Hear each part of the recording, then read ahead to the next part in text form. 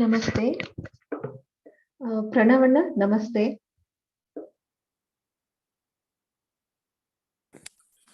Namaste, Soumyaka. Am I audible? Yes, Anand, you are. I was just waiting for Srinivas Anna to join. Okay. Have all the students come? They are joining, Anna. Students across high school, Okay. that is 9th, 10th, 11th and 12th, all are expected to join for the Okay. session today. So they are just logging Okay. in. Sure. Let me know when to start. I'll certainly. Yes, Anna. Once Srinivas Anna logs in, I think we can begin with the program. Soumyaka, I think there's no communication to JES people and rather commerce and things like that, I guess.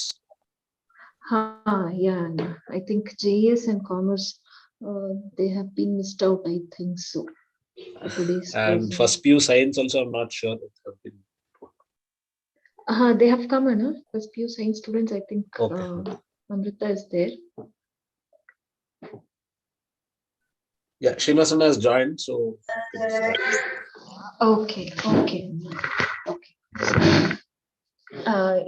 ಎಲ್ಲರಿಗೂ ನಮಸ್ಕಾರ. ಇವತ್ತಿನ ಕಾರ್ಯಕ್ರಮ ಆರಂಭ ಮಾಡೋಕ್ಕಿಂತ ಮುಂಚೆ ದೇವರನ್ನ ಸ್ಮರಿಸೋಣ. ನಮಸ್ವನಂತಾಯ ಸಹಸ್ರಮೂರ್ತಯೇ ಸಹಸ್ರಪಾದಾಕ್ಷಿ ಶಿರೋರುಬಾಹವೇ ಸಹಸ್ರನಾಮ್ನೇ ಪುರುಷಾಯ ಶಾಶ್ವತೆ ಸಹಸ್ರಕೋಟಿ ಯುಗಧಾರಿಣಿ ನಮಃ. ಎಲ್ಲರಿಗೂ ರಿಯಲೈಸಿಂಗ್ ಟುವರ್ಡ್ಸ್ ರಾಮರಾಜ್ಯ ಸೆಷನ್ಗೆ ಸ್ವಾಗತ. ಇವತ್ತು ಈ ಕೋರ್ಸ್ ಡಿಸೈನ್ ಮಾಡಿರೋದು ಪ್ರಣವಣ್ಣ, ಮತ್ತೆ ಇದನ್ನ ಕಂಡಕ್ಟ್ ಮಾಡೋದು ಕೂಡ ಅವರೇ. ಹೋದ್ ವರ್ಷ ಕೂಡ ಇದನ್ನ ಸಕ್ಸಸ್ಫುಲ್ ಆಗಿ ನಮ್ಮ ಸ್ಟೂಡೆಂಟ್ಸ್ಗೆ ಕಂಡಕ್ಟ್ ಮಾಡಿದ್ದಾರೆ ಪ್ರಣವಣ್ಣ. ಈ ವರ್ಷನೂ ಇದರ ಮೂಲಕ ಹಲವಾರು ಚಿಂತನೆಗಳನ್ನ ಒಳಗೂಡಿಸ್ಕೊಳ್ಳಿ ಅಂತ ಅನ್ನೋ ದೃಷ್ಟಿಯಿಂದ ಈ ಕೋರ್ಸ್ನ ಈ ವರ್ಷ ಕೂಡ ನಮ್ಮ ಮಕ್ಕಳಿಗೆ ಯೋಜಿಸಲಾಗಿದೆ. ಇದ್ರ ಬಗ್ಗೆ ಇನ್ನೂ ಸ್ವಲ್ಪ ಬ್ರೀಫಿಂಗ್ ಮಾಡ್ಕೊಡಿ ಅಂತ ನಾನು ಶ್ರೀನಿವಾಸ್ ಅಣ್ಣನ ಕೇಳ್ಕೊಳ್ತಿದ್ದೀನಿ. ಶ್ರೀನಿವಾಸ್ ಅಣ್ಣ.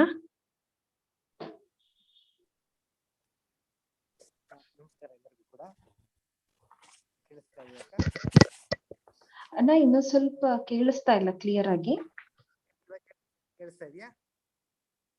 ಅಣ್ಣ ಇವಾಗ.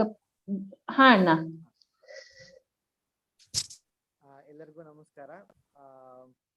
ಪೂರ್ಣಪ್ರಮತಿಯ ಈ ಒಂದು ಯೋಜನೆ ಉನ್ನತ ಶಿಕ್ಷಣದ ದೃಷ್ಟಿಯಿಂದ ನಾವು ಹೋದ ವರ್ಷ. ಅಣ್ಣ, ನಿಮ್ ವಾಯ್ಸ್ ತುಂಬಾ ಲೋ ಇದೆ ಅಣ್ಣ. ಇಲ್ಲೇನು ಆಕ್ಚುಲಿ ಎಸ್ಪೆಷಲಿ ಯೂಟ್ಯೂಬ್ ಅಂತೂ ಏನು ಕೇಳಿಸಲ್ಲ.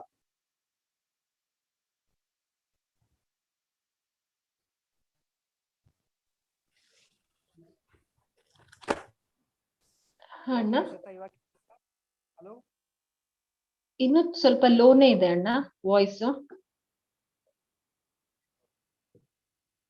ನಾನು ಇನ್ನೊಂದ್ ಸರ್ತಿ ಲಾಗಿನ್ ಆಗ್ತೀನಿ ನಿಮಿಷ. ಅಣ್ಣ.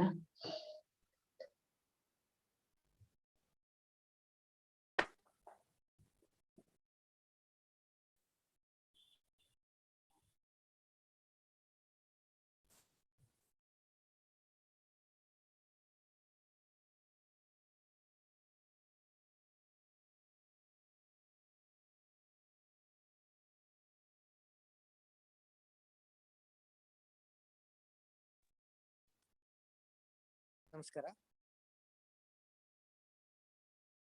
ಕೇಳಿಸ್ತಾ ಇವಾಗ ಬೆಟರ್ ಆಗಿದೆ ಅಣ್ಣ.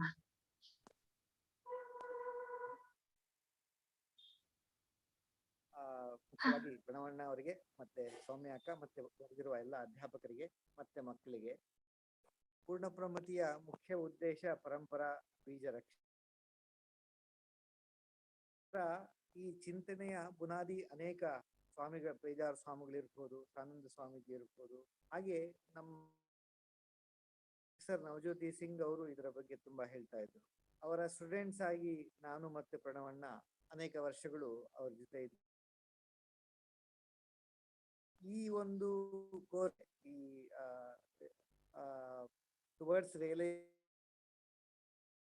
ಇವಾಗ ನಮ್ಮ ಪೇಜಾರ ಸ್ವಾಮಿಗಳು ಕೂಡ ಕರೆ ಕೊಟ್ಟಿದ್ರು. ರಾಮ ಮಂದಿರದಿಂದ ರಾಮರಾಜ್ಯದ ಎಡೆಗೆ ನಾವು ಹೋಗ್ಬೇಕೀಗ ಅಂತ. ಇದರ ಕೋರ್ಸ್ ಕಾನ್ಸೆಪ್ಟ್ ಮಾಡಿ ಒಂದು ಹೋದ ವರ್ಷ ರಾಷ್ಟ್ರಂ ಅನ್ನುವಂತಹ ಸಂಸ್ಥೆ ಜೊತೆಗೆ ಕೊಲಾಬರೇಟ್ ಮಾಡಿ ಅನೇಕ ಉನ್ನತ ಶಿಕ್ಷಣದ ವಿದ್ಯಾರ್ಥಿಗಳಿಗೆ, ಸೀನಿಯರ್ ಸಿಟಿಸನ್ಸ್ಗೆ ಈ ಕೋರ್ಸ್ನ ಆಫರ್ ಮಾಡಿತ್ತು.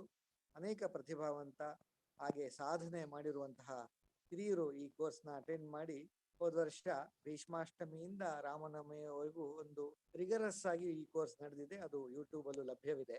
ಬಟ್ ಅದು ತುಂಬಾ ಒಂಥರ ರಿಸರ್ಚ್ ಲೆವೆಲ್ ಅಲ್ಲಿ ಇರುವಂತಹ ಕೋರ್ಸ್ ಅದು. ಇಡೀ ಪ್ರಣವಣ್ಣನ ಭಾಗಶಃ ಒಂದು 20 ವರ್ಷದ ನಿರಂತರ 20 ವರ್ಷಕ್ಕೂ ಹೆಚ್ಚಿನ ಅವರ ಅಧ್ಯಯನದ ಸಾರ ಅದರಲ್ಲಿ ನಾವು ಕಾಣಬಹುದು. ಈ ಕೋರ್ಸ್ ನಾವು ಮತ್ತೆ ಪೂರ್ಣಪ್ರಮತಿಯ ಮಕ್ಕಳಿಗೆ, ಇದು ಒಂದು ರೀತಿಯಿಂದ ಮಕ್ಕಳಿಗೆ ಮಾಡ್ತಾ ಇರೋದು ಮೊದಲನೇ ಬಾರಿ ಇದು. ಈ ಮಕ್ಕಳಿಗೆ ಈ ತರಹ ಕೋರ್ಸು ಯಾಕೆಂದ್ರೆ ಈ ಒಂದು ಟೀನೇಜ್ ವಯಸ್ಸಲ್ಲಿ 9 ರಿಂದ 12ನೇ ಕ್ಲಾಸ್ ಮಕ್ಕಳಿಗೆ ಅನೇಕ ಪ್ರಶ್ನೆಗಳು ಬರುತ್ತೆ. ನಮ್ಮ ದೇಶದ ಪರಿಸ್ಥಿತಿ ಇರ್ಬೋದು, ಪೊಲಿಟಿಕಲ್ ಸಿಸ್ಟಮ್ ಇರ್ಬೋದು, ಎಕನಾಮಿಕ್ ಥಿಯರೀಸ್ ಇರ್ಬೋದು, ಅನೇಕ ಸಾಮಾಜಿಕ ವಿಷಯಗಳಿರ್ಬೋದು, ಕಾನ್ಸ್ಟಿಟ್ಯೂಷನ್ ಬಗ್ಗೆ ಇರ್ಬೋದು, ಶಾಸ್ತ್ರಗಳ ಬಗ್ಗೆ, ಇವೆಲ್ಲವನ್ನು ಇಂಟಿಗ್ರೇಟೆಡ್ ಔಟ್ಲುಕ್ ಅಲ್ಲಿ ಅರ್ಥ ಮಾಡ್ಕೋಬೇಕು. ಹಾಗೆ ನಾವು ನಮ್ಮ ಜೀವನದಲ್ಲಿ ಪರಂಪರಾ ಬೀಜ ರಕ್ಷಾ ಮಾಡೋದಿಕ್ಕೆ ಯಾವ ರೀತಿಯ ಒಂದು ಅಧ್ಯಯನವನ್ನ, ಮುಂದಿನ ಭವಿಷ್ಯವನ್ನ ಕಟ್ಕೋಬಹುದು. ಸೊ ದಟ್ ನಮ್ಮ ಒಂದೊಂದು ಸಣ್ಣ ಹಾಗೆ ನಮ್ಮೆಲ್ಲರ ಪ್ರಯತ್ನ ಸೇರಿ ಒಂದು ಮತ್ತೆ ಎಲ್ಲರೂ ರಾಮರಾಗಿ ರಾಮರಾಜ್ಯದಂತೆ ಮತ್ತೆ ನಮ್ಮ ಭಾರತೀಯ ಸಮಾಜ ಆಗ್ಬೇಕು ಅಂತ ಏನ್ ಮಾಡ್ಬೇಕು, ಯಾವ ರೀತಿಯ clarity of thought is most important. ಈ ಕೋರ್ಸಿನ ಒಂದು ವೈಶಿಷ್ಟ್ಯತೆಯನ್ನ ತಾವು ಅನುಭವಿಸ್ತೀರಾ ಅನ್ಕೋತೀನಿ. ನನ್ನ ಒಂದು ರಿಕ್ವೆಸ್ಟ್ ಎಲ್ಲ ಮಕ್ಕಳಿಗೆ, ನೆರೆದಿರುವ ಎಲ್ಲ ಅಧ್ಯಾಪಕರಿಗೆ ಏನು ಅಂದ್ರೆ, ಇದನ್ನು ತಾವು ಆದಷ್ಟು, ಇದು ಗಹನವಾದ ಕೋರ್ಸು, ಅನೇಕ ರೀಡಿಂಗ್ ಮೆಟೀರಿಯಲ್, ಅನೇಕ ರೀತಿಯ ರೆಫರೆನ್ಸಸ್ಸು, ಅವರ ಅಧ್ಯಯನದ ಸಾರವನ್ನು ಪ್ರಣವಣ್ಣ ಹೇಳ್ತಾ ಇರ್ತಾರೆ. ತಾವು ಅದಕ್ಕೆ ತಕ್ಕಂತಹ ಕೃಷಿಯನ್ನು ತಮ್ಮ ಅಧ್ಯಯನದಲ್ಲಿ ಮಾಡಿದ್ರೆ ಅದಕ್ಕೆ ತಕ್ಕಂತ ತುಂಬಾ ಇದರಲ್ಲಿ ನಿಮ್ಗೆ ಒಂದು probably one of the best courses we can imagine in contemporary times. ಆ ಒಂದು ಲಾಭವನ್ನ ನಮ್ಮ ಮಕ್ಕಳು ಪಡ್ಕೊಳ್ಳಿ. ನಿಮಗೆ ಕಷ್ಟ ಆಗ್ಬೋದು ಕೆಲವು ವಿಷಯಗಳು, ಆದ್ರೆ ಖಂಡಿತ ಸ್ವಾರಸ್ಯದ ವಿಷಯಗಳಿದೆ. ನೀವು ಪ್ರಣವಣ್ಣನ ಮುಕ್ತವಾಗಿ ಯಾವುದೇ ರೀತಿ ಸಂಕೋಚವಿಲ್ಲದೆ ಪ್ರಶ್ನೆ ಕೇಳಿ, ಅವರು ತಾಳ್ಮೆಯಿಂದ ನಿಮಗೆ ಎಷ್ಟು ಸಾಧ್ಯವೋ ಅಷ್ಟು ತಿಳಿಸ್ಕೊಡೋಕೆ ಪ್ರಯತ್ನ ಮಾಡ್ತಾರೆ. ಮತ್ತೆ ಪ್ರಣವಣ್ಣನ ಬಗ್ಗೆ ನಾನು ವಿಶೇಷ ಪರಿಚಯ ಮಾಡಿಸೋದೇನಿಲ್ಲ. ಅವರು IIIT ಹೈದರಾಬಾದಲ್ಲಿ ವಿಶೇಷವಾದ ಉನ್ನತ ಶಿಕ್ಷಣವನ್ನ ಓದಿದ್ದಾರೆ. ಇಂಡಿಪೆಂಡೆಂಟ್ ಆಗಿ ಅವರು ಒಂದು ದೃಷ್ಟಿಯಿಂದ ತಮ್ಮ ಅಧ್ಯಯನವನ್ನ ಅನೇಕ ದೇಶಾದ್ಯಂತ ಸಂಚಾರ ಮಾಡಿ, ಅನೇಕ ವೃದ್ಧರ ಸಂಪರ್ಕದಿಂದ ಒಂದು ಗುರುಗಳ ಸೇವೆ ಮಾಡಿ ಕಲಿತಾ ಇದ್ದಾರೆ. ಹಾಗೆ ಅದನ್ನ ಜನ ಸಮಾಜಕ್ಕೂ ಕೂಡ ಅನೇಕ ರೀತಿ ಬರವಣಿಗೆಗಳ ಮೂಲಕ, ಟಾಕ್ಸ್ ಮೂಲಕ ಅವರು ತಲುಪಿಸ್ತಾ ಇದ್ದಾರೆ. ಪೂರ್ಣಪ್ರಮತಿಯ ನಮ್ಮ ಕೋರ್ ಟೀಮ್ ಜೊತೆ ಇರುವ ಪ್ರಣವಣ್ಣ ಅವರು ಅನೇಕ ರೀತಿ ಪ್ರಯೋಗಗಳನ್ನ ಪೂರ್ಣಪ್ರಮತಿಯಲ್ಲಿ ಮಾಡಿರೋದು ಕೂಡ ತಮ್ಮ ಗಮನಕ್ಕೆ ಬಂದಿದೆ. ಈ ವರ್ಷಗಳಲ್ಲಿ, ಅನೇಕ ವರ್ಷಗಳಲ್ಲಿ ಅವರು ಈ ಒಂದು ಪ್ರಯತ್ನದ ಮುಂದುವರಿದ ಭಾಗವನ್ನ ಈ ಒಂದು ಯೋಜನೆ ಮೂಲಕ ಇನ್ನೂ ಹೆಚ್ಚು ಮಕ್ಕಳಿಗೆ, ಅಧ್ಯಾಪಕರಿಗೆ ನಿರಂತರವಾಗಿ ಇದು one of the flagship program ತರ ಆಗ್ಲಿ ಅನ್ನೋ ಒಂದು ಪ್ರಾರ್ಥನೆಯನ್ನ ಭಗವಂತನಿಗೆ, ಗುರುಗಳಿಗೆ ಮಾಡ್ತಾ ಪ್ರಣವಣ್ಣ ಅವರು ಈ ಕೋರ್ಸ್ನ ಆರಂಭ ಮಾಡಿ ಅಂತ ಎಲ್ಲರ ಪರವಾಗಿ ಕೇಳ್ತೀನಿ. ಪ್ರಣವಣ್ಣ, ನಮಸ್ಕಾರ. ಹಾಗೆ ಒಂದು ಸ್ಮರಣೆ ಮಾಡ್ಬೇಕಾಗಿತ್ತು ನಾನು. ಹೋದ ವರ್ಷ ಈ ಕೋರ್ಸ್ನ ನಮ್ಮ ಪೂಜ್ಯ ವಿದ್ಯಾಶೀಷ ತೀರ್ಥರು ಇದನ್ನ ಆರಂಭ ಮಾಡಿದ್ರು. ಮತ್ತೆ ಕೊನೆಗೆ ಪೇಜಾವರ ಸ್ವಾಮಿಗಳು ಇದರ ಅಂತ್ಯಕ್ಕೆ ಬಂದಿದ್ರು. ಸೊ ಒಂದು ಆ ಎರಡು ಗುರುಗಳ ಒಂದು ಸ್ಮರಣೆಯನ್ನು ಕೂಡ ಈ ಸಂದರ್ಭದಲ್ಲಿ ಮಾಡ್ತೀನಿ.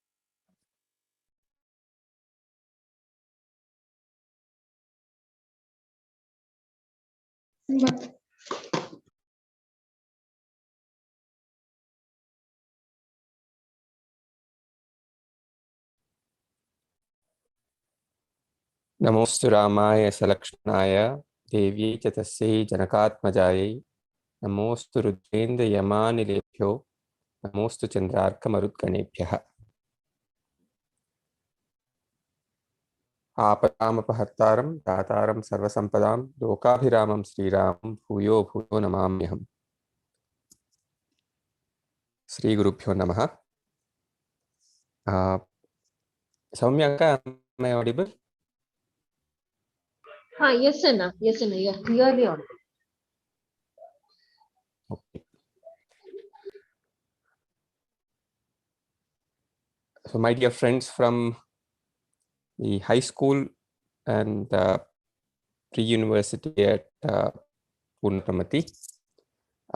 There's a reason why I address you as friends here, because I do want to make this particular attempt of the efforts that we all ought to do towards realizing Ramarajya at a plane where we shall keep it in the spirit of particular sense in which our Shastras speak of Mitra Samhita. So there are three terms that you come across in terms of how one can as well get attached to dharma. Am I visible? Anna. Yeah. Anna, So, but it's breaking your voice a little bit. yeah, I think there's a problem with the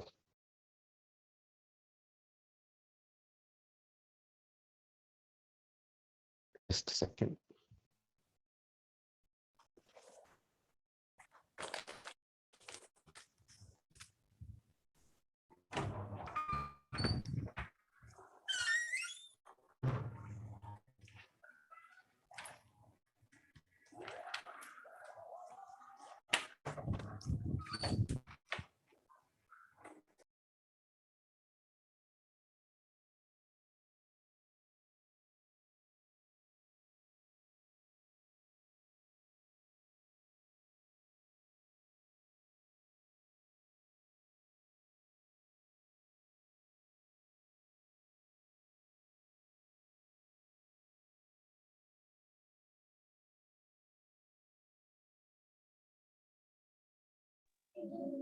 Pranavana?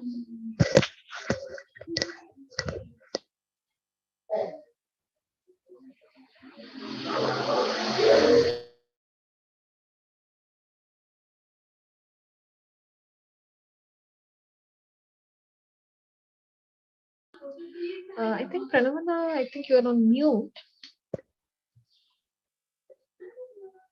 and we are not able to hear.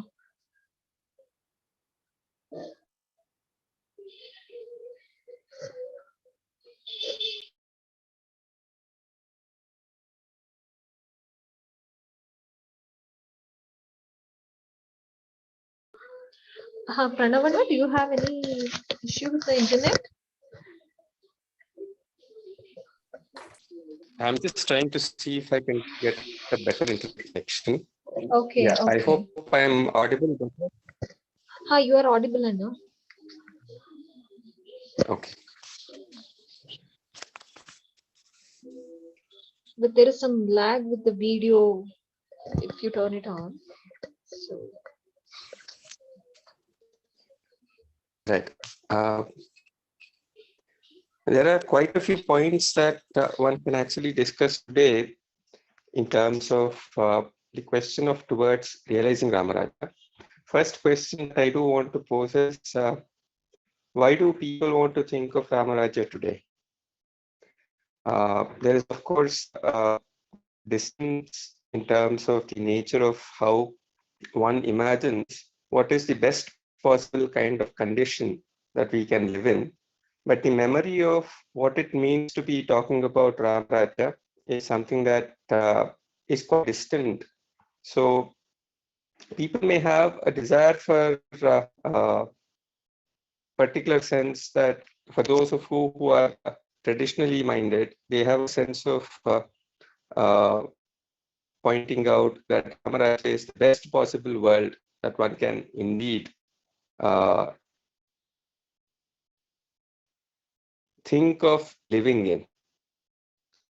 But what is this sense of Ramarajya, and what is it that our own current way in which we are living, certainly a little distance away from it.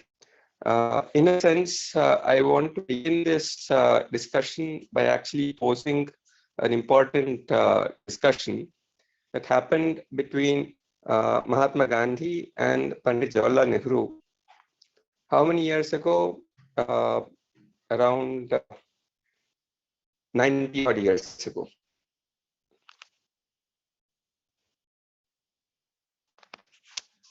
So here I'm reading out from a particular letter written by Pandit Jawaharlal Nehru to Mahatma Gandhi.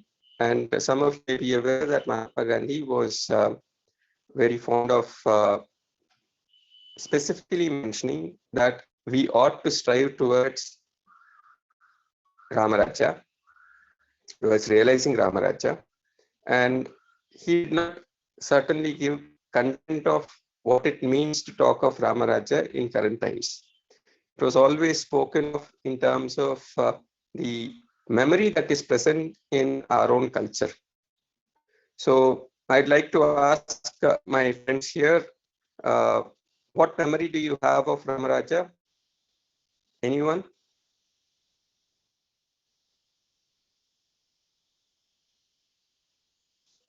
Any of the students here? Well, I give you time before you can think about it, but I do want to read out what Pandit Jawaharlal Nehru wrote to Mahatma Gandhi then. He said, I neither think that the so-called Ramaraj was very good in the past, nor do I want it back. I think that Western, or rather industrial civilization, is bound to conquer India, maybe with many changes and adaptations, but nonetheless, in the main, based on industrialism. You have criticized strongly the many obvious defects of industrialism and hardly paid any attention to its merits. Now, this is where there are still further more discussions that happen, but primarily say the charge against Mahatma Gandhi is that those of you who are a little aware of how Mahatma Gandhi tried to speak of Swadeshi movement in India, he is also somebody who has given a call for burning of the foreign cloth and gave a clarion call towards adopting khadi wear as the prime kind of clothing in the country. And he also took it as a very important part of his agenda to have the khadi cloth and the kind of the importance that is given to charkha in his whole say agenda towards freedom has many kind of stories to convey. Now, one of the things that we clearly see in this discussion is that there is a so-called Ramaraj according to Pandit Jawaharlal Nehru. So there's clearly a sense that Pandit Jawaharlal Nehru was still someone who has only a distant relationship in terms of what we see as our own cultural memory. And in that sense of the cultural memory, the call for Ramarajya as the sense of utopia is a point which he did not see. So he goes on to write after stating that Mahatma Gandhi has criticized strongly the many obvious defects of industrialism. What are the obvious defects? With the increase in terms of the industrial society, I'll of course explain, say, what is the sense in which this has come about. Some of you in the 9th standard may have studied a little bit about industrial revolution. There are quite a few fascinating movies that you may want to be aware of. For example, there's a fascinating movie by Charlie Chaplin called The Modern Times that is available for you to necessarily go through. Charlie Chaplin was, I'm sure some of you would be aware, was one of the greatest actors that the world has seen. And certainly the Modern Times movie is definitely a movie worth watching. And there, of course, kind of the meaning life of an industrial worker, a factory worker, is something that is portrayed for those of you who can as well say imagine what that life mean in terms of the daily kind of say the kind of stress that one undergoes without any sense of the relation to the higher aspects of being a human being. So this was something that was portrayed, and there was quite a few people in the entire world who tried to point out that the machine civilization is turning human beings into machines, and the formulation of machines is primarily in that particular sense, that manner in which we as human beings have certain kind of obligations, certain types of duties, which the industrial civilization does not give any sense of cognizance to. And these are obvious defects, according to Pandit Nehru. And he says that these defects and such kind of issues which are there can be overcome by appropriate kind of maneuvering with certain kind of constant effort. And he saw the move towards socialism as an effort that can curb the kind of these ill effects of the industrial civilization. Now, when I speak industrial civilization, in a sense, whether we, if we are true to ourselves, we are indeed part of an industrial civilization, part of a machine civilization. And the question of how machine civilization has altered our lives is a question which one cannot possibly be easily able to understand unless and until we remove ourselves a distant further from these daily usage of our own varieties of complex machines that we are currently in possession of. So in such a kind of an age where we are taken over by the manner in which the machines and the future of the world being decided by machines, it certainly calls for a great kind of effort to try and understand what does it mean to talk about Ramarajya. And this was a difficulty.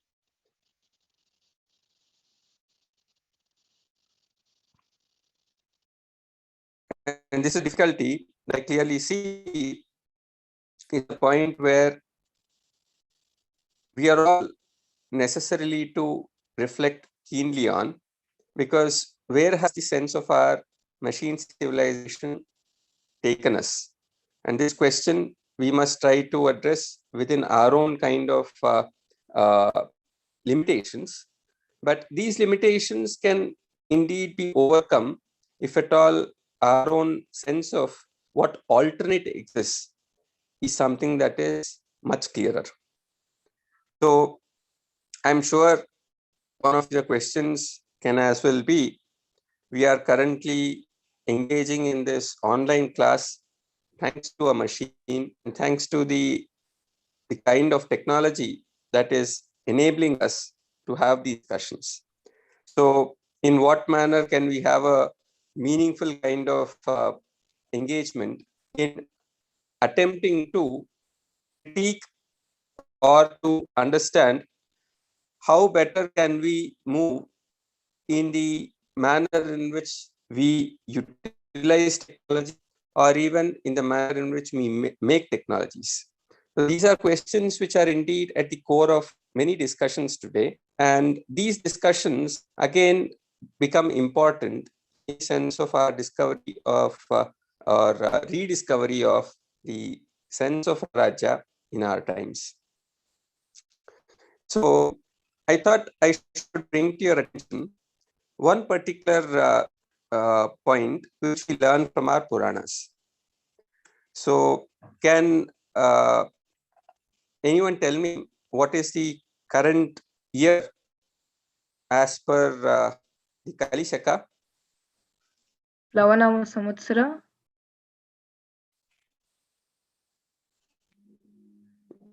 Plavanam Samvatsara is the name of the year, but what is the year number? So you say this is 2022 in the common era. So as per Kali Shaka, how many years into Kali have we come into?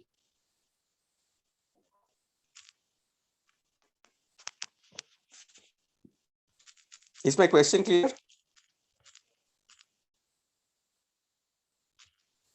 Around 5,400 years. 600 years.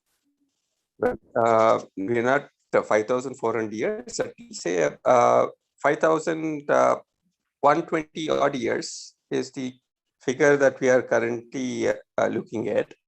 And similarly, we have some kind of formulations in terms of the epochs or the shakas that we have.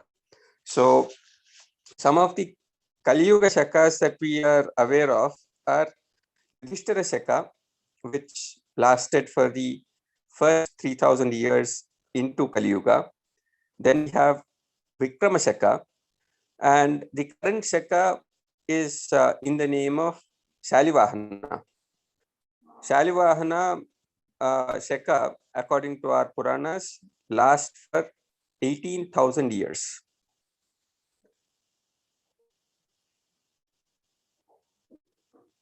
Now, there are 18,000 years of which, and the first sense in which when the Shalivahana Shaka began, we learn from our say ancestors and also the Panchanga Kartas that it was started in 78 Common Era.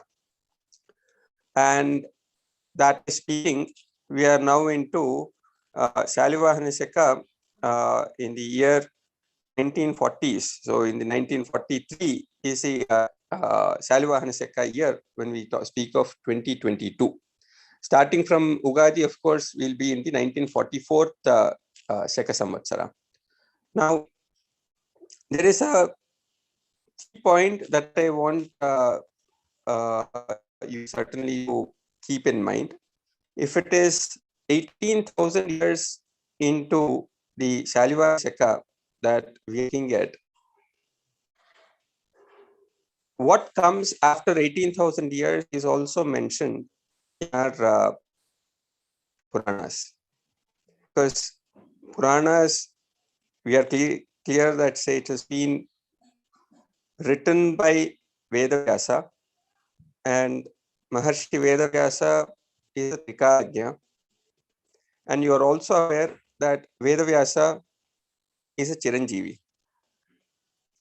So, in that sense, Vedavyasa must be listening to what all we are doing, and he must as well be watching what all is happening in the world even today. Right? Any questions here?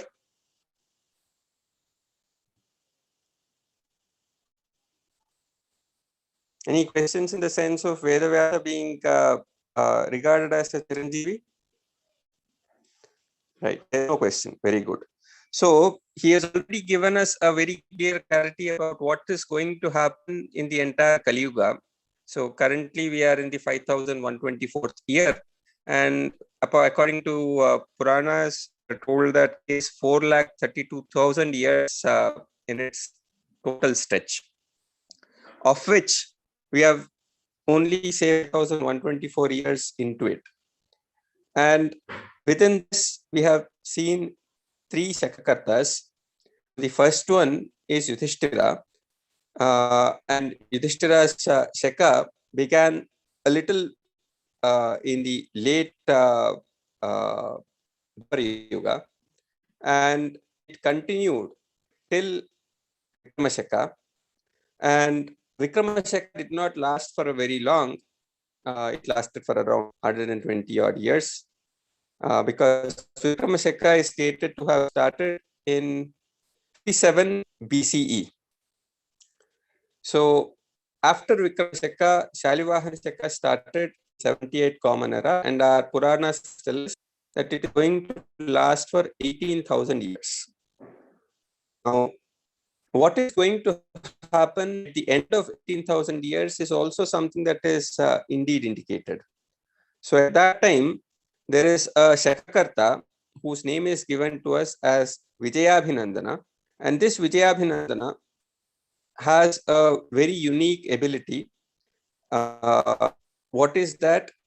By the end of the Shalivahana Shaka, the entire world would have great number of complex machines, and the sense of the machine civilization is only going to grow on with more and more sophisticated kind of machines coming about. We already speak today in terms of the robots of different things, different kinds of abilities, and also there are some people in the world who also speak about a world in future which is solely populated by robots who are probably of a better ability than human beings. And since robots are better than human beings, why should human beings survive? So there are people who also have these kind of discussions that they raise.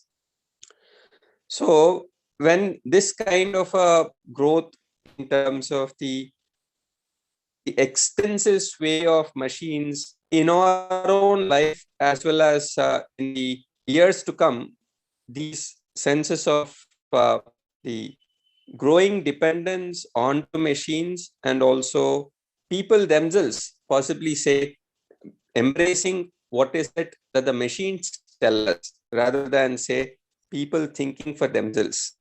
Not that it is not happening today, but possibly say the senses in which this might happen in future is possibly greater. So once this keeps on happening, there comes a time when possibly people like you and I, who possibly have some good intentions to live as per what is told to us as dharma by our ancestors, which we call as Sanatana Dharma, because it is something that is eternal in its nature. So if there comes a time where the sense of this Sanatana Dharma, it is gradually something that is being chewed up and it is being suppressed by the machine civilization, there comes a time when there is this epoch maker. And this epoch maker, I already informed you, is going to be one Vyabhinandana. And he is going to destroy all such machines which are going to be predominantly, say, influencing all of humanity in a manner in which they do not practice dharma. So we have a Vedic injunction that says dharmam chara. So dharma is that which ought to be practiced, that we ought to do. So if somebody says this is dharma, we ought to do it. So in that sense, when there is a greater force that is actually built, which is suppressing even those genuinely, say, desirous people who are desiring to do dharma, when that is being very strongly suppressed, at that time, this epoch maker, Vijayabhinandana, is going to destroy all such machines. And how does he destroy them? He destroys them with appropriate mantras which are deployed with as astras.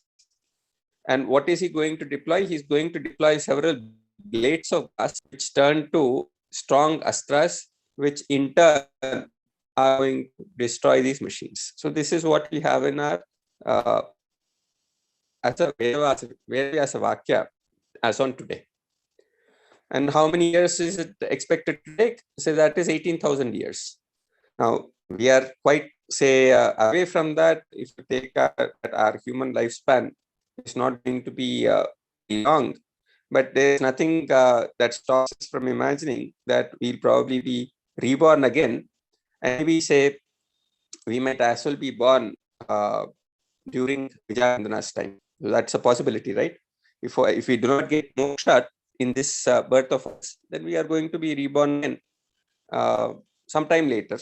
And it might as well be at that time, if we are so strongly desirous that we would like to live in those times where dharma sthapana is going to happen, then as per our Puranas, we might as well be born at that time when Vijayavandana is re-establishing dharma by indeed, say, destroying all such machine, say, the kind of overwhelming type of suppression and thereby the oppression caused by machines and the machine-based civilization.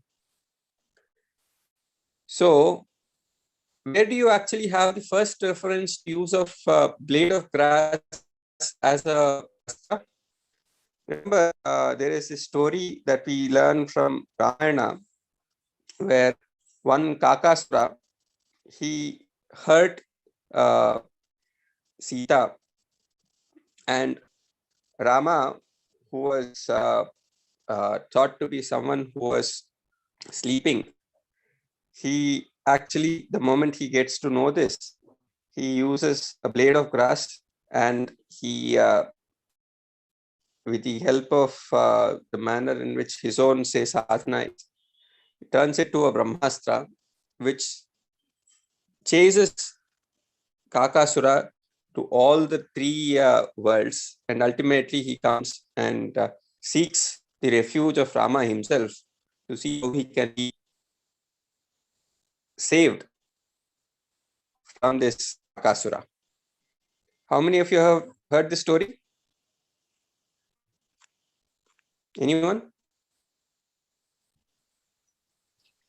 Well, we have this story as Yes. part of Yes, yes. part of Kakasura our, Vriddhanta. Kakasura Vriddhanta is a part of Sundarakanda. There it was again retold by, Sita to Hanuma. Alva. right. So the key point that we need to keep in mind is that it's the same sense that you are going to find in Vijayabhinandana. It is not stated which astras he'll use, but certainly he is going to destroy them. These machines is what is indicated. Now, one might as well say that 18,000 years is, now we are 2,000 years, close to 2,000 years into Shalivahana Shaka. 57 years more to go for the 2000th year of Shalivahana Shaka to come. There's 16,000 years more to go to, say, the end of Shalivahana Shaka. That is quite a long period in time, is it not? So one might as well ask oneself, yes, is there some question? Very good. So what is our role in this process? Now, this is a question that I wanted to ask. I'm glad that, say, one of you has asked the very question. So if this, say, something, see, there will be people who have doubts to say, oh, what is stated in this Purana is something that we cannot trust. Is there anyone here who would say that?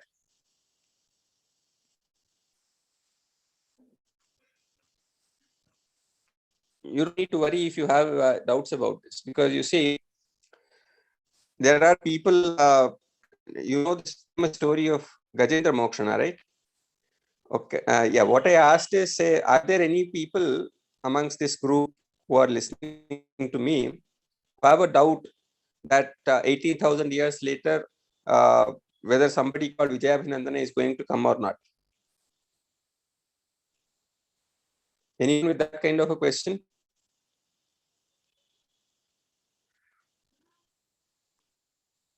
It's not a bad thing to have that question also, because there are times when you might as well doubt, say, your own self, and thereby you might doubt, say, anyone that is there. Some people also doubt whether, say, Lord Vishnu exists. And this is not doubted by, say, people like you and I.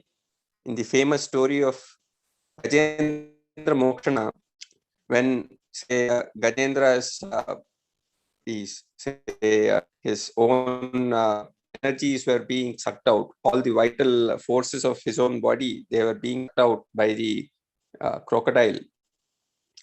He tried singing in praise of Lord Vishnu, saying that I cannot but seek your refuge. But after some time, as the time is passing and he doesn't see that there's no protection that is offered to him yet, he gets a doubt. And what is the kind of doubt he gets? I'm in great distress. I'm actually calling for help. And he who is actually, say, stated to be there for people like me who are his devotees, is he really there? That's a kind of question that even, say, the great Gajendra has at some point in time during his own experiences just gotten.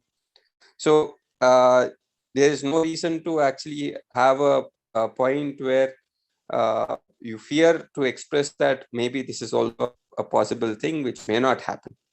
But if you are all, say, agreed upon the point that, say, it is indeed going to happen, and 16,000 years, if you are looking at, say, the long stretch of timeline. Now, what is a long stretch of timeline that we speak of? Kali Yuga is 4,32,000 years. Dwapara is stated to be 8,64,000 years. Now you have Treta, which is 3 times of 4,32,000 years. We have Krita.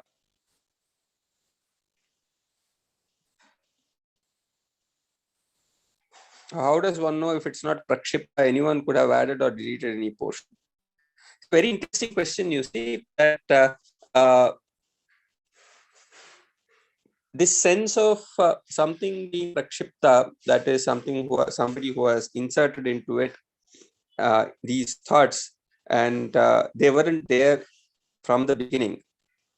How to as well try and get to answer this question? I'll come to this question, and I'll also take up what does it mean to be Prakshipta in a while. But let me just complete my argument. The point is that we speak of Treta Yuga as 3 times the 4,32,000 years, and then Krita Yuga is 4 times that. If you sum up all the number of years which are present in Krita, Treta, Dwapara, and Kali, we have one Mahayuga. And we are stated to have 71 Mahayugas in a Manvantara. And there are 14 Manvantaras in one Brahmakalpa. And there are many Brahmakalpas. And further, there are many Brahmas also. So, in this timeline, 16,000 years is actually a very small, tiny speck. If you look at the scale of, say, the timeline that we speak of, it certainly turns out to be a very small stretch. Now, one might as well start wondering that, say, thinking of this as so many thousands of years may not possibly be something that is indeed important if we look at the scale at which we are wanting to think of ourselves and the point at which we like to present ourselves in our own life. So when you say that you are wanting to be in alignment with that which is stated to be eternal, then eternal sense is something that has to capture this long stretches of time. And that too, this is not a timeline which is going to be something which is only linear in its formulation. It's a cycle, and there can be multiple cycles. So we are told that this is the 28th Mahayuga in the current Manvantara. Called is Vaivasat Manvantara, which is the 7th Manvantara in the sequence of the 14 Manvantaras that we have in the Shvetavaraha Kalpa. So this is something that each of you at Purna Pramati are very clearly every day in the morning, you are reading aloud as you tell what is today's Panchanga and so on. So this is something that is known to you. Now, how do we recognize that something that is stated is which happens in future, whether it is something that indeed would happen or it is a shloka which has been inserted by some people who possibly have some malicious intent in the process of distorting what exists in terms of what has been told to us. So one key point that I generally think of in terms of all such kind of additions or deletions that may have happened, there are many people who claim that there are texts which you can take as authentic, and in modern times we started calling them as quote unquote critical editions. So if you have a manuscript, so some of you may be aware that Mahabharata has so many kinds of traditional manuscripts. You have a manuscript from the current day Andhra Pradesh, current day Telangana, current day Karnataka, current day Tamil Nadu, current day Uttar Pradesh, current day Madhya Pradesh, current day Bengal, current day Maharashtra.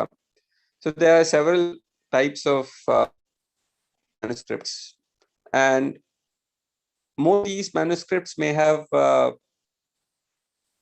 similarities in terms of the types of shlokas which are present in them. And since they and there are some things which appear to be extraordinary. Some people would like to believe them, some people would not like to believe in them. Now, there are modern people who actually speak of specific argument that they make. The argument that they make is that in terms of Ramayana, Balakanda of Ramayana is something which is a inserted text. It was not there, it was not written by Valmiki. Somebody else has actually written and they stated that this is included in it. There are people who also say that Uttarakhand of Ramayana is also something like that. Now, the reasons that they give for these are possibly something which you do not expect a person who believes in any particular parampara that one belongs to. It's because all the manuscripts which are there, every one of them says that Ramayana is has Saptakanda, and the 7 parts definitely include Balakanda as well as Vakanda. This is something that is something which you find at several paramparas which we have, these paramparas that run back to some thousands of years, which and hundreds of years, thousands of years, in these number of the scale of thing that see. But in past 100 or 200 years, there are some people who started asking what has actually been going on for so many hundreds of years. There's a lot of problem with it. They started saying that some shlokas which are actually inserted, some shlokas are necessarily to be deleted, and so on. Now, the moment we say that there are some shlokas which are indeed added, which are deleted, then that kind of an argument, the moment you take, then there is a genuine possibility that one can indeed find arguments that say a majority of what is included that goes beyond our own imagination, our own ability to think, our own ability to say, think of in terms of our imagination, that gets curtailed. For example, say in Ramayana, in the Balakanda, the first Adhyaya is what narrates the story of entire Ramayana by Narada to Valmiki. And there is a praise of Ramarajya at the end of it. It is stated that Rama ruled for 11,000 years. Now, 11,000 years, can a human being live? And it is also stated that in Ramarajya, people did not actually die in, say, 100 years. They lived for thousands of years. It's not just speaking about, say, Rama. One might say Rama is an exception. But people of Ayodhya, they were living for so many thousands of years. So one might as well say that when you say that 1,000 years timeline, and when somebody says 10,000 years, what it means to say is that why was that possible? How were they able to live so long? Yeah, I'll tell you how was that possible also. You have people who are actually described not in, say, in long distance past. We speak of people even in Kali Yuga, in, say, a few thousand years ago. There were people who were living for 200 years. For example, say, the kind of life that you see, the number of years that some of our rulers lived, they clearly say lived for long. And how did they live for so long? They were able to live so long because they very disciplined life in terms of how they went about their task. And the kind of health that they maintained, it was without any types of pragyaparadha. For example, if you go and look at Ayurveda, it is stated that there are many times, even when you are hungry, you may actually skip eating food. Or many times when you are to relieve yourself, uh, say both in terms of mala or mutra, you might as well say because of many reasons, you may not relieve yourself then and there itself. It might take a little time, and that time might as well stretch to a few hours at times. So you will find that Ayurveda points out that all such instances are primarily going to cause a dent in terms of the kind of health that you can carry, and that will also lead to the inefficient way in which your own body can stretch itself. And also are varieties of causes which are involved in terms of the reduction of the number of years that people are currently living. There is a very specific sense also that says that, in fact, there is a reference to it that you find from Chat Samhita, where it is said that in Krita Yuga, people ate appropriately and did not overeat. And because they ate what was required to them and they did not overeat, and they also did not have any kind of say expansive notions of what they ought to do. They only did what they ought to be doing, what is their dharma. It is that reason why they lived very long lives. And from Krita to Treta, how did that happen is a question that is also posed, and it is stated that in Krita Yuga, because everything that people desired, it happened without any kind of hassles. People were all very happy, and gradually their prosperity increased. It increased to such an extent that they started to relish more than what they ought to do. There is a adage, Ati Sarvatra Vardhayet. This is a very remarkable adage. You should remember this. The only difficulty for us is that how do we know what is Ati and what is not? So it is here that we need to seek the help of all.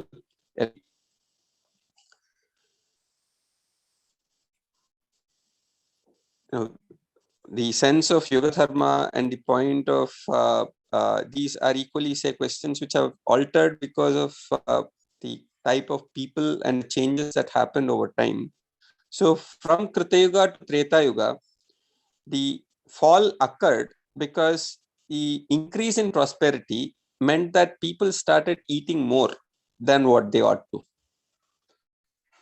And this sense of earning more than what is actually needed, and that prosperity, when it is not appropriately, say, spent in manners in which it ought to be, it resulted in people overeating. That meant that people started acquiring very obese bodies, which resulted in people falling sick. And now that they fell sick, they were also trying to ensure that they get back to health. And it is this that started as the beginning for people to start envying those who are those who are healthier. So if a person falls sick and the other person is not, there's an envy that is generated in the person who is sick. And this envy, and then comes the desire for health. So gradually, all the 6 Shadripu, which are actually told, they indeed entered into people.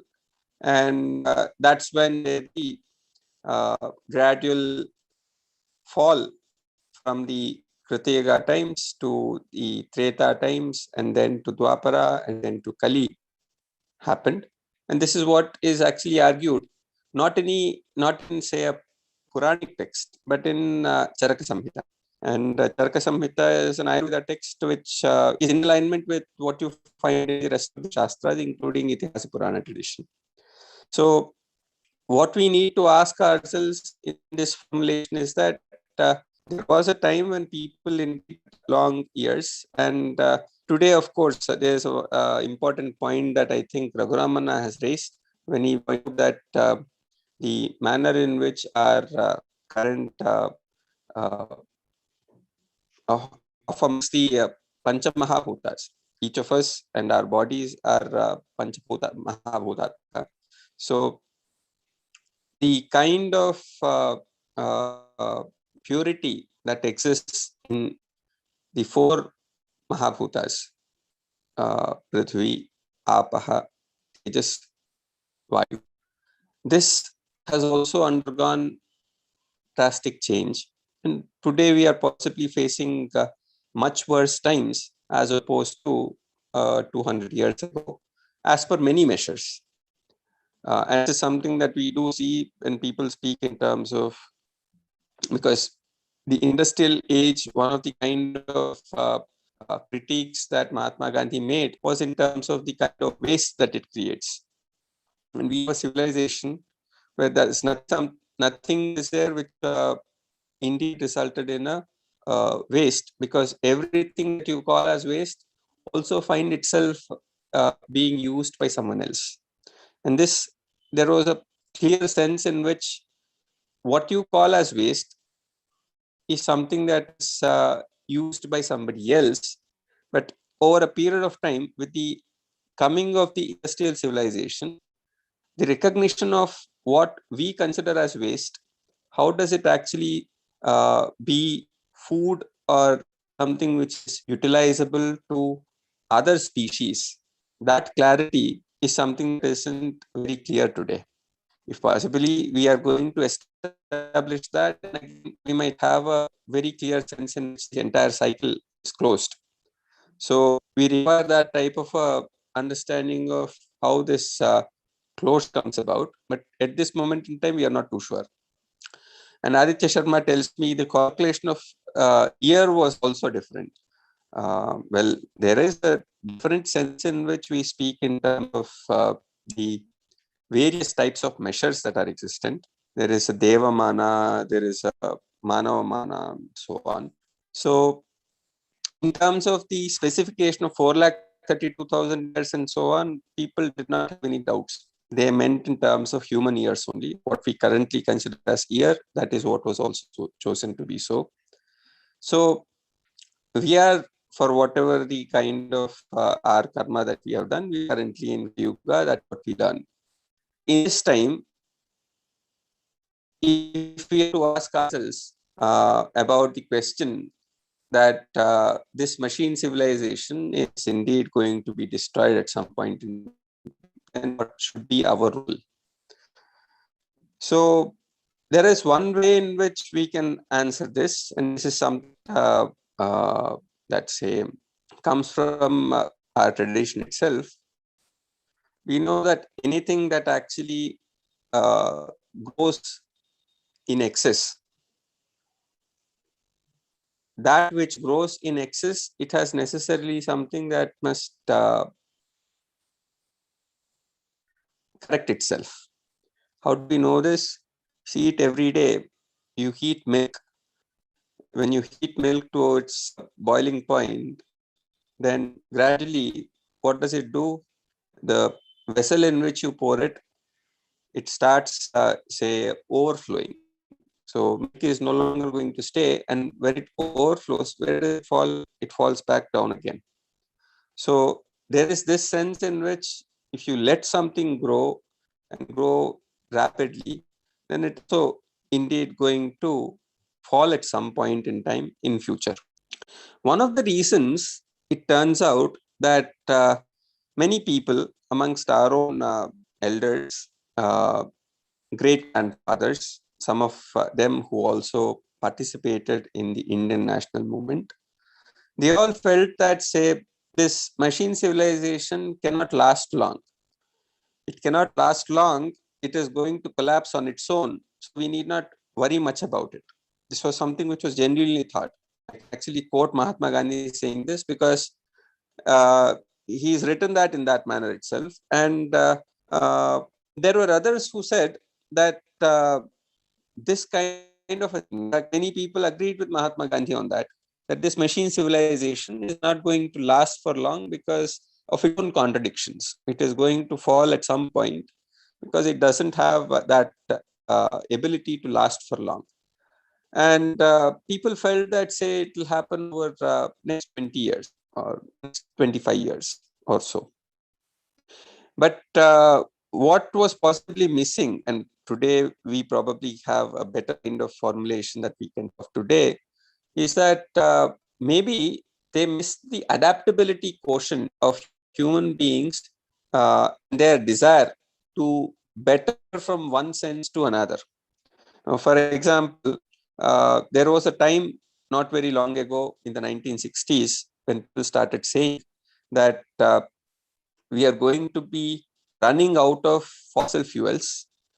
And because we are going to run out of fossil fuels, our consumption of whatever we are taking in right now, it must be reduced. And unless and until consumption activity is not reduced, then we might as well create a huge hole.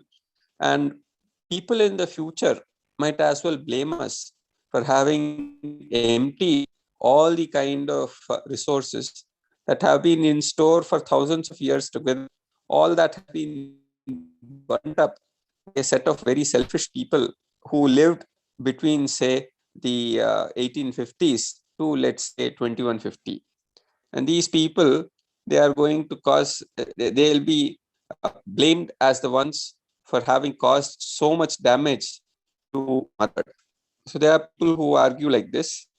So what is key in that is that how do we want to be remembered in future is a question which is inherently present in it. And once, say, this fossil fuels question came in, people started saying we need to reduce the use of fossil fuels. And then people started talking about alternate fuels. And the question of alternate fuels meant that there's a lot of research that happens, and some of you may also be in such research activities.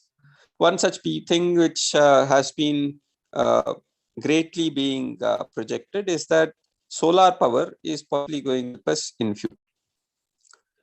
Now, today we have several types of solar panels, and if these solar panels are to be made, what is the kind of costs that are involved, and how do you dispose of those solar panels after they are run out of their, say, entire energy? Whether this would be a waste, part of the electronic waste, which we cannot, say, decompose or find some kind of an organism which finds it as useful to it. This kind of a thing is not yet known to us. There are, of course, people who are researching on how best we can possibly think of this sense of cycle of usage and waste. But at this moment in time, we aren't yet sure of it. There's a possible time in future, maybe we'll be clearer. So the point that I want to bring to attention is that because of this pollution and the kind of dislocation of what used to happen earlier, so there's a clear sense of imbalance that is caused, and this imbalance hasn't yet found a sense of balance yet. Maybe we will find it in future, but whether it would happen in this manner or whether it happens in the manner in which the Puranas stated that Vijayabhinandana would come and then he would destroy this.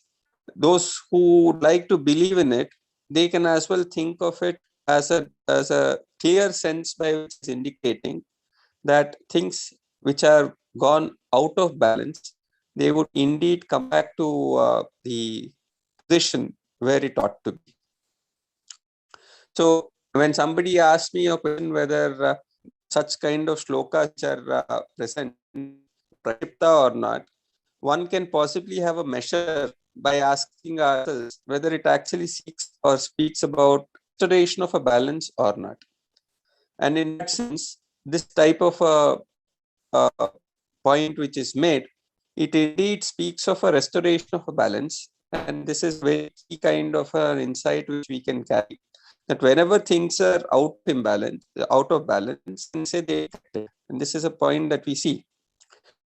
If it is prakshita, then it may not actually think in terms of the sense of this balancing act which is spoken of.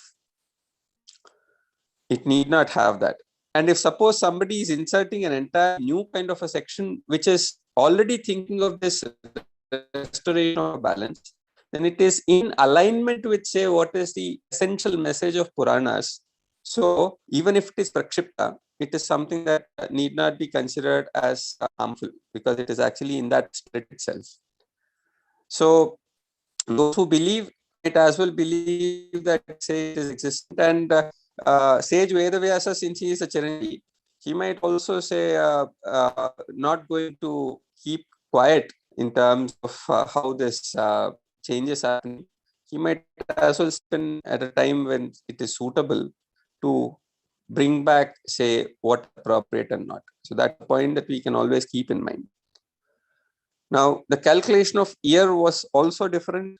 Well, there is a sense by which you can say that the definition of year has not altered, at least in terms of the past 5,000 years. And even if you would like to say alter type of year sense, let's say in the past, the kind of say, it's in the kind, see, current definition of an year is that there is one revolution, the time that Earth takes to revolve around the sun is what is the current definition of an year. Now, in the past, some people would say that the sun as a star, if you look at scientifically, was much more powerful, and gradually, because of say the radiation that is coming out of sun over years, for thousands or even millions of years, the extent of activities which are happening in sun as star, there would be a time in future where they all would come to an end, and then people say that such a kind of a star is no longer the star which is having the radiations that it offers. So it is probably a dead star. There are some kind of calls for looking at such kind of existence of dead stars, and people who speak in terms of cosmology and the entire cosmos, they also identify some such things and point out. So these are things which are present in terms of our, say, nature of scientific imagination. But supposing that, say, you agree with the modern science that in the past, there was a time where the power of sun is probably much greater than what it is today, then we might also say that the manner in which the Earth's revolution that actually is currently taking 1 year, it may be the case, since the pull of the solar power would have been much greater, the orbit that the Earth takes as on today may have been much larger.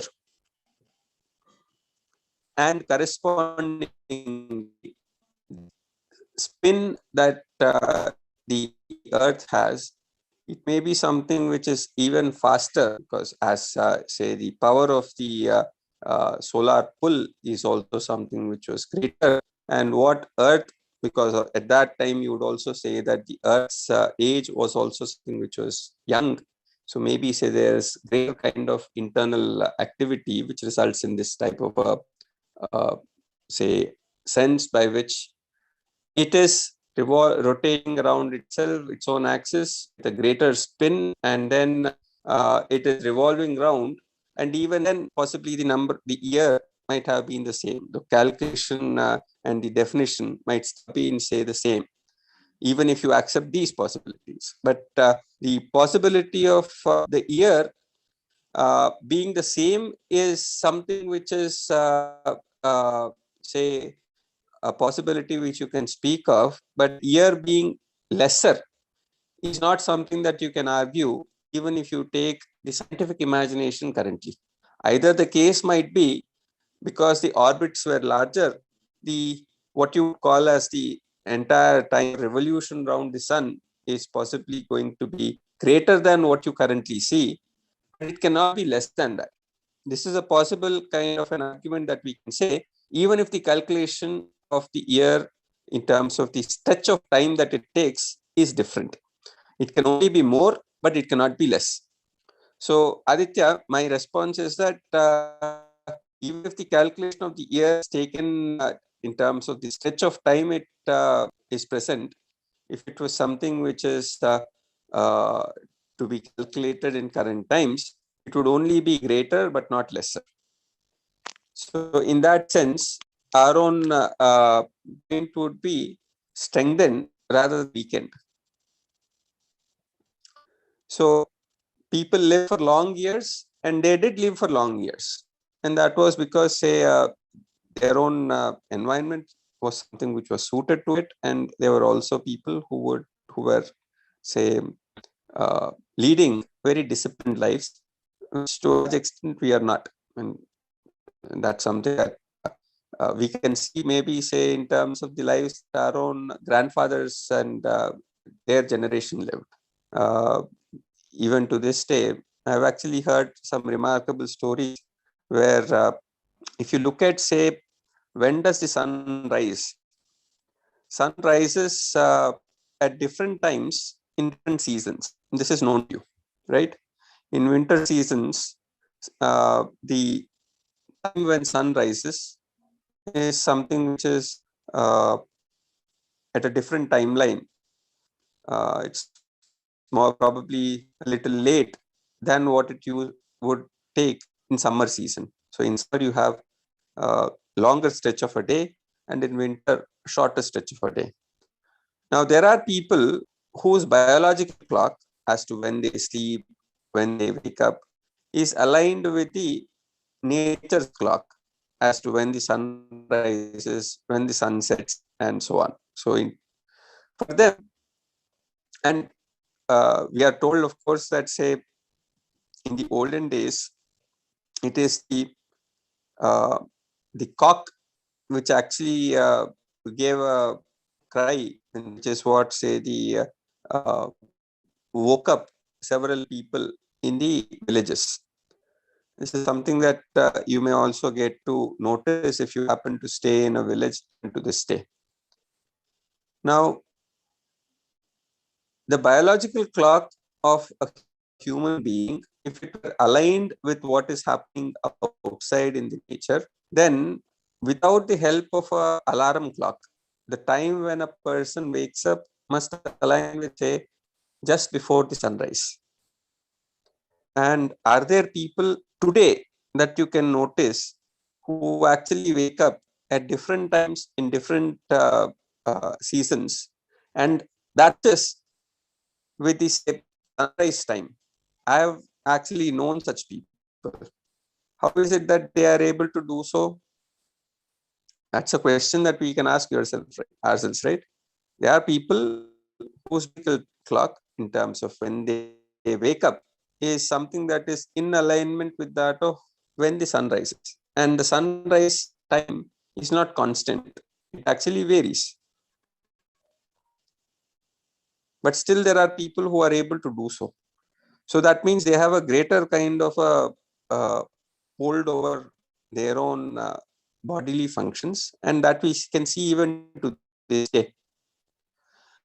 If people are there of that kind today, you might as well say that in earlier times there may have been many more people than, say, what we see today, because today there are a number of people who are distorted their own biological clocks. For example, there may be some of you whose parents may have to work in time zones which are not our own time zone. they have to work because that is how the work life is primarily, say, scheduled, and that would necessarily distort one's own presence in terms of how we can align back to the nature cycle. So this gap is something that we can ask ourselves is existent, and all of these also play a role in terms of the shorter lifespans that we seem to be having. And even if there is an argument that says that because modern science has been capable of trying to increase the average lifespan of human beings, because it is averting and avoiding a number of deaths. Uh, that is, there is a measure which people speak of called the infant mortality rate. Have you come across this in your social science textbooks? Infant mortality rate.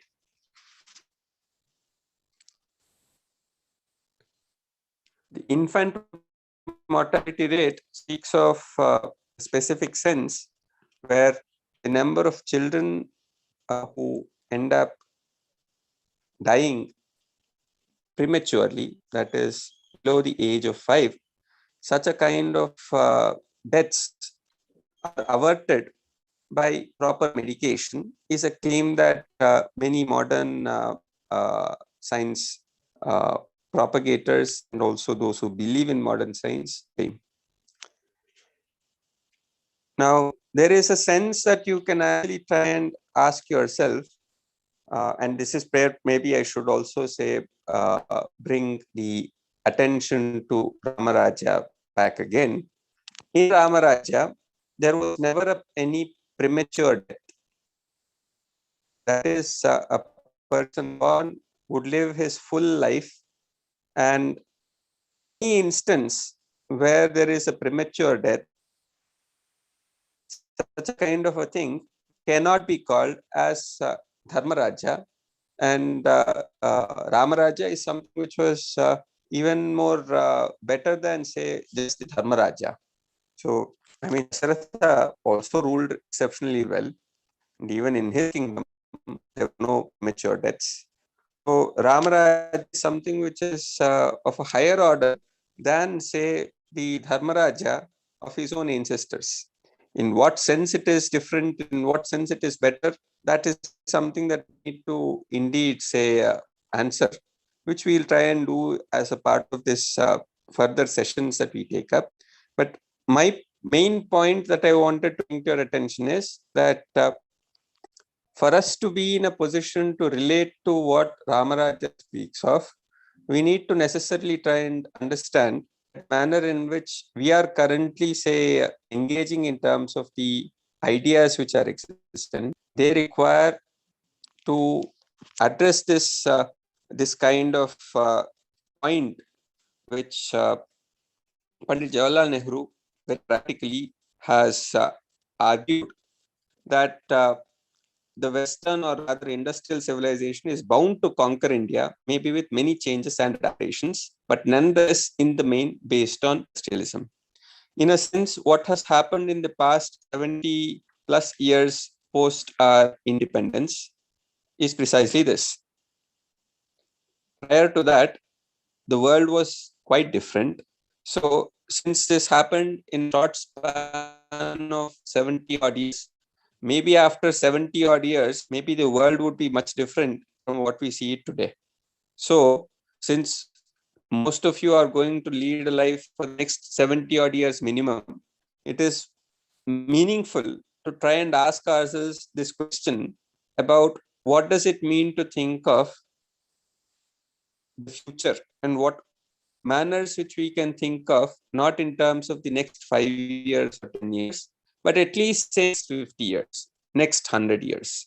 Today, all the kind of talk of next 50 years, next 100 years is something that you would find when people speak in terms of the developments in technology. If you open a newspaper, you might find that, say, in future there will be technologies, this kind, technologies of that kind, etc.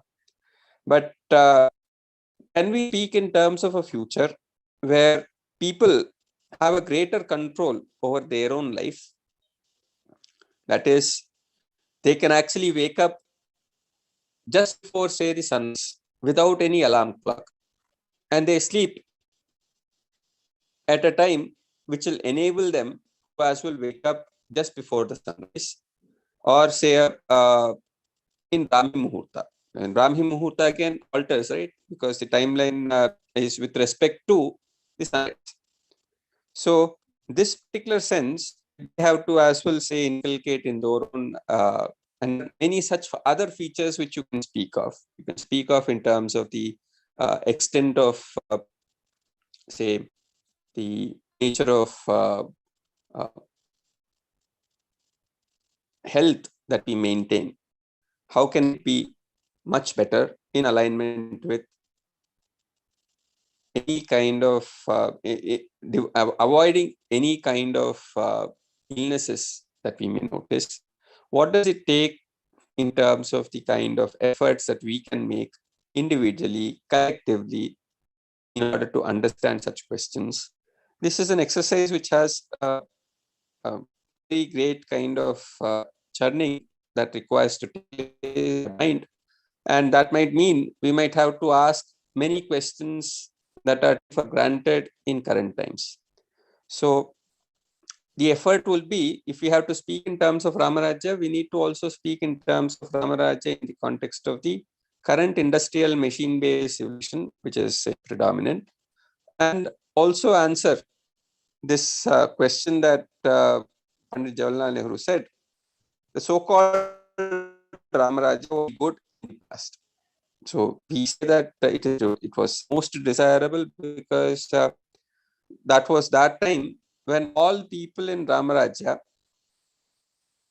they attained dharma, artha, kama, and moksha, all four purusharthas.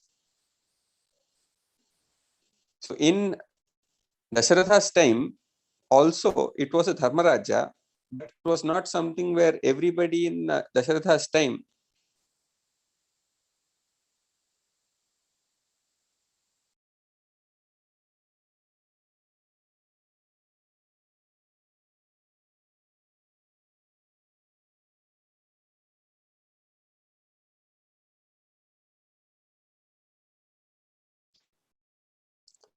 our sense of what we understand as Ramarajya is something that speaks of dharma, kama, and moksha, all four purusharthas being fulfilled to every individual who was present in the Ramarajya. What does it mean to talk about these four purusharthas in our current sense, in terms of predominant senses of industrial civilization?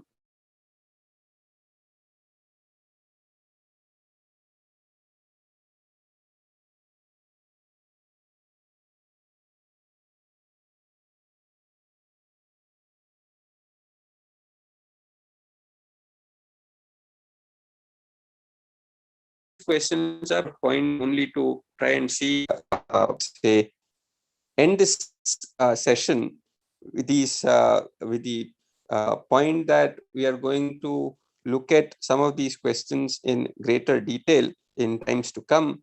And uh, I mentioned this movie called Modern Times. I do wish that, say, some of you get to watch it.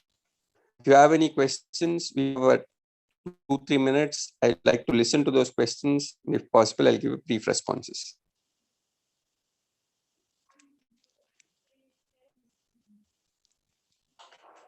If there are none, say, let us meet very soon again, where we will talk in terms of how we can start thinking in terms of Ramarajya and what we can do.